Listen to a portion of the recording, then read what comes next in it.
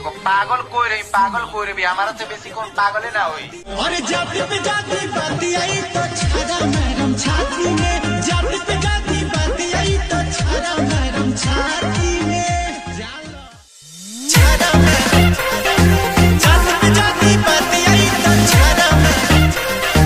छाड़ा मैडम छाती में। Music by Vinod Singh।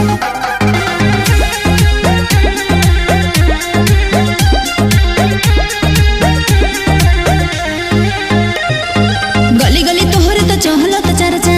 अच्छा वांडेड के नाम से छपाइल बट परचा। बे का हो गली गली तोहरे तो चहलो तो चर्चा। वांडेड के नाम से छपाइल बट परचा। सुना अरे बोल कहियो तो टांगा जाइबो तू दिनवा चाहे राती में। सुना और जाति पे जाति बाती आई तो छाड़ा मैडम छाती में, जाति पे जाति बाती आई तो छाड़ा मैडम छाती में। जान लो अच्छा जाति पे जाति बाती आई तो छाड़ा मैडम छाती में।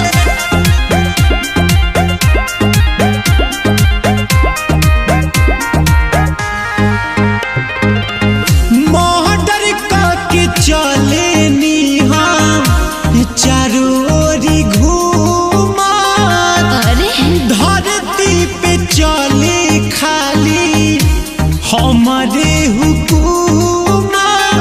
ऐसन बात बा का?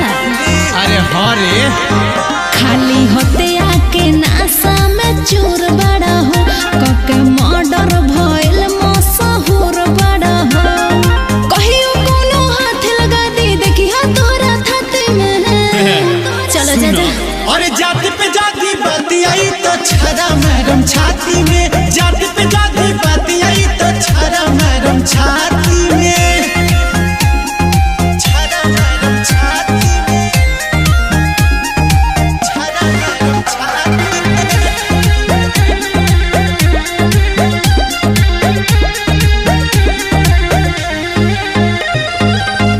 चलती हमर चलता न सही रही चला, जे भी बा विरोधी हमार न सही रहु जरा। का बुझाई ठीक है बा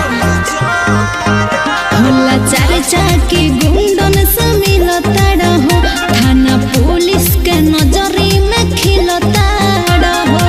सब कोइल धइल तोहर मिल जाई माटी में। अरे का बुझला सुना और जाति पे जाति बाती आई तो छाड़ा मैडम छाती में, जाति पे जाति बाती आई तो छाड़ा मैडम छाती में। अरे औकात में रह सो।